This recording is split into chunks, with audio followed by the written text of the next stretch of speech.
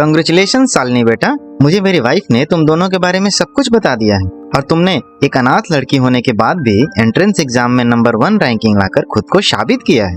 Sir मेरा यकीन कीजिए, मैंने कोई चीटिंग नहीं की है। शालिनी के माता पिता के गुजर जाने के बाद अब वह घर में अकेली रह गई थी और खुद का पेट पालने के लिए मंदिर के सामने फूल बेचा करती थी। हालांकि शालिनी फूल नहीं बेचना चाहती थी और वह भी दूसरे बच्चों की तरह स्कूल ड्रेस पहनकर स्कूल में पढ़ लिख कर एक बड़ी अफसर बनना चाहती थी। स्कूल में नाम ना लिखा होने के बावजूद शालिनी अपनी दुकान पर ही किताबें लेकर पढ़ा करती थी। वह जब भी सुबह सुबह बच्चों को ड्रेस पहनकर स्कूल जाते हुए देखती थी तो उसे बस यही ख्याल आया करता था, ये लोग कितने खुशनसीब हैं कि इन्हें माँ बाप का साया मिला हुआ है और ये अच्छी अच्छी ड्रेस पहनकर स्कूल जा रहे हैं। काश आज मेरे मम्मी पापा भी जिंदा होते तो मुझे भी इस फूल की दुकान पर काम न करना पड़ता और मैं भी स्कूल जा पाती। बेचारी शालिनी अपने जीवन में 2 वक्त की रोटी के लिए संघर्ष कर रही थी, लेकिन एक दिन शालिनी की दुकान पर सरला नाम की एक महिला आती है जो शालिनी से कहती है, अरे बेटा, तुम्हारी दुकान पर ये किताबें किसकी रखी है? लगता है आज तुम स्कूल नहीं जा पाई। हाँ, स्कूल तो नहीं जा पाई, लेकिन सिर्फ आज के लिए ही नहीं, मैं तो अब आगे भी कभी स्कूल नहीं जा पाऊंगी। शालिनी की बात सुनकर सरला को हैरानी होती है और वह पूछती है, अरे बेटा, ये तुम कैसी बातें कर रही हो? क्या हुआ है तुम्हारे साथ और तुम इतनी उदास क्यों हो? आंटी, मेरे माता पिता बहुत पहले ही गुजर गए हैं और अब मैं पूरी तरह से अनाथ हो गई हूँ और अपने लिए 2 वक्त की रोटी कमाने के लिए यह फूल की दुकान चलाती हूँ। जब मेरे मम्मी पापा थे तो मैं एक सरकारी स्कूल में जाया करती थी और मेरा सपना था कि मैं बड़ी होकर एक बड़ी सरकारी अफसर बनूंगी, लेकिन मेरे माता पिता के गुजरने के बाद सब कुछ बिगड़ गया और अब मेरे पास अपनी किस्मत पर रोने के अलावा कोई दूसरा चारा नहीं है। शालिनी की बात सुनकर सरला की आंखों में आंसू आ जाते हैं और वह शालिनी से कहती है, चुप हो जाओ बेटी, मैं भी एक अभागी औरत हूँ। मेरे पास कोई बच्चे नहीं हैं और मेरे पति का भी देहांत हो चुका है। बेटा, मैं एक साधारण सी नौकरानी हूँ और एक बड़े स्कूल के प्रिंसिपल के घर में काम करती हूँ। तुम अगर मेरे साथ रहना चाहो तो मेरे साथ चल सकती हो। मैं तुम्हें एक माँ का प्यार दूंगी और वह सब कुछ करूंगी जो एक माँ अपनी बेटी के लिए कर सकती है। मैं अपने मालिक से कहकर स्कूल में तुम्हारा एडमिशन कराने की कोशिश भी करूंगी। सरला की बात सुनकर शालिनी की आंखों में आंसू आ जाते हैं, क्योंकि उसके माता पिता के गुजरने के बाद किसी ने भी उसके बारे में कभी इतना नहीं सोचा था। मेरे लिए आज तक किसी ने इतना नहीं सोचा। मैं आपके साथ चलूंगी आंटी। आंटी? कौन आंटी? अब से मैं तुम्हारी माँ हूँ, माँ, और तुम मुझे माँ कहकर ही बुलाओगी। समझ गई मेरी प्यारी बेटी? हाँ, समझ गई मेरी प्यारी माँ। और इस तरह से शालिनी को एक माँ और सरला को एक बेटी मिल जाती है। वे दोनों घर पहुंचते हैं तो सरला शालिनी से कहती है, बेटी, आज तुम आराम करो, हम कल सुबह जाकर मेरे मालिक से स्कूल में तुम्हारे एडमिशन की बात करेंगे। अगले दिन सरला शालिनी को अपने साथ अपने मालिक के यहाँ ले जाती है और सरला अपनी मालकिन से कहती है, मैडम, यह शालिनी है। इसके माता पिता बचपन में ही गुजर गए थे और अब से पहले तक यह एक अनाथ थी, लेकिन अब मैंने इसे गोद ले लिया है और अब यह मेरी बेटी है। मैडम, यह पढ़ लिख कर एक ऑफिसर बनना चाहती है, इसलिए मैं आपसे इसके लिए विनती करती हूँ कि आप इसे मालिक के स्कूल में एडमिशन दिला देंगे। जी मैडम, मैं आपसे वादा करती हूँ कि मैं खूब मन लगाकर पढ़ाई करूँगी और कभी भी आपको शिकायत का कोई मौका नहीं दूंगी।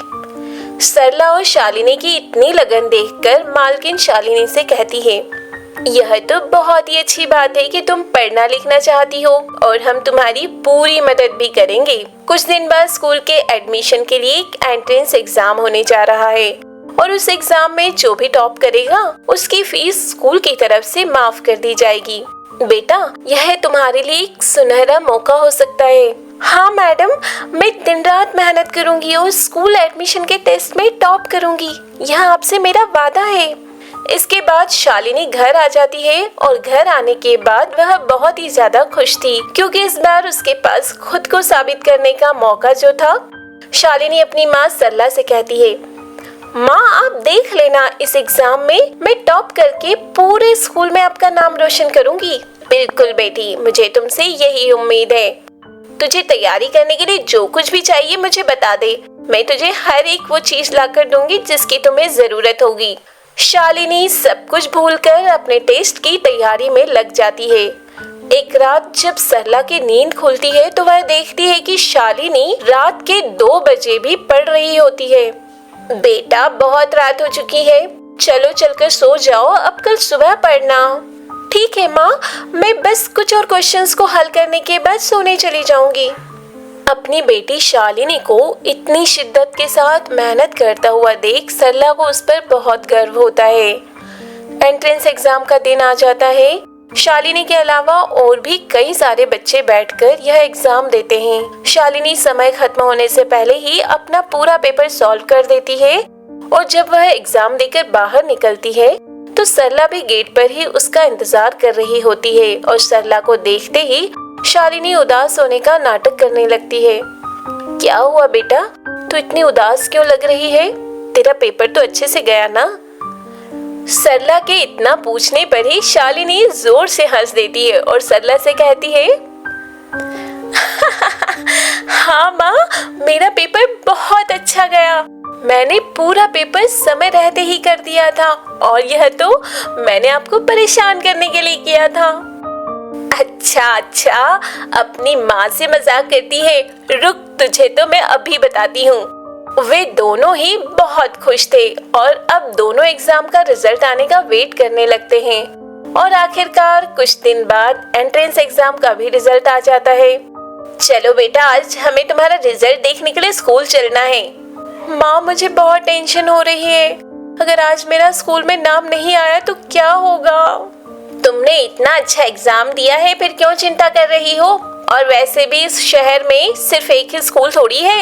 अगर यहाँ नहीं होता है तो मैं तुम्हारा एडमिशन किसी और स्कूल में करा दूंगी, लेकिन मैं अपनी बेटी को जरूर पढ़ाऊंगी। अपनी माँ के मुंह से इतनी अच्छी अच्छी बातें सुनकर शालिनी बहुत खुश होती है और वह दोनों रिजल्ट देखने के लिए स्कूल पहुँचते हैं, जहाँ शालिनी को पता चलता है कि उसने पूरे एग्जाम में नंबर 1 रैंक हासिल की है, जिसे देखकर शालिनी और उसकी माँ खूब खुश होते हैं और स्कूल में ही नाचने लगते हैं। नंबर 1 रैंक लाने की वजह से उस स्कूल के प्रिंसिपल और सरला के मालिक शालिनी को प्रिंसिपल ऑफिस बुलाते हैं। कंग्रेचुलेशन शालिनी बेटा, मुझे मेरी वाइफ ने तुम दोनों के बारे में सब कुछ बता दिया है और तुमने एक अनाथ लड़की होने के बाद भी एंट्रेंस एग्जाम में नंबर 1 रैंकिंग लाकर खुद को साबित किया है। इसलिए तुम्हें स्कूल की ड्रेस और सारी बुक्स स्कूल की तरफ से दी जाएगी और साथ ही तुम्हारी फीस भी नहीं लगेगी। प्रिंसिपल सर की बात सुनने के बाद शालिनी और सरला एक दूसरे की तरफ देखते हैं और बहुत खुश होते हैं। कुछ दिनों बाद शालिनी स्कूल जाने लगती है और वह बहुत ही ब्रिलियंट स्टूडेंट होती है। जल्द ही वह सभी टीचर्स की फेवरेट स्टूडेंट बन जाती है।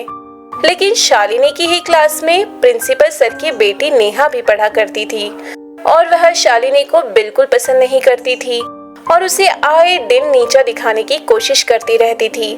जरा देखो तो दोस्तों इसे, कल जब टीचर ने पूछा कि सब लोग बड़े होकर क्या बनेंगे तो इन मैडम का कहना था कि यह पढ़ लिख कर एक ऑफिसर बनेंगी, जबकि अगर मेरे पापा इसकी मदद न करते तो ये शायद ही कभी इस स्कूल में पढ़ पाती। नेहा, तुम्हारे पापा का मुझ पर बहुत बड़ा एहसान है, लेकिन सच बात तो यह है कि मैंने एंट्रेंस एग्जाम में टॉप किया था, इसलिए मुझे इस स्कूल में एडमिशन मिला। नेहा शालिनी को मन ही मन बहुत नापसंद करने लगी थी, इसीलिए वह एक दिन एग्जाम से पहले नकल की कुछ पर्चियां बनाकर ले जाती है और एग्जाम के समय शालिनी के डेस्क के पास फेंक देती है, जिससे शालिनी पर नकल का आरोप लगता है और उसे प्रिंसिपल ऑफिस ले जाया जाता है। सर, मेरा यकीन कीजिए, मैंने कोई चीटिंग नहीं की है। शालिनी, तुम्हें पता नहीं है, लेकिन मैंने सभी क्लासों में हिडन कैमरे लगवाए हुए हैं। अभी सब दूध का दूध और पानी का पानी हो जाएगा। इसके बाद प्रिंसिपल सर उन हिडन कैमरों को चेक करते हैं तो उन्हें नेहा की उस हरकत के बारे में पता चल जाता है और अब वह अपनी बेटी को समझा देते हैं, जिसके बाद नेहा और शालिनी अच्छे दोस्त बन जाते हैं। आगे चलकर शालिनी पढ़ लिख कर एक बड़ी ऑफिसर बन जाती है और अब शालिनी और उसकी माँ खुशी खुशी रहने लगते हैं। तो दोस्तों, ये थी अनाथ स्कूल स्टूडेंट की कहानी। अगर ये कहानी आपको अच्छी लगी हो तो वीडियो को लाइक कर चैनल को सब्सक्राइब जरूर करें। साथ ही अपने दोस्तों को भी शेयर करें ताकि वो भी इसका आनंद ले पाए। धन्यवाद।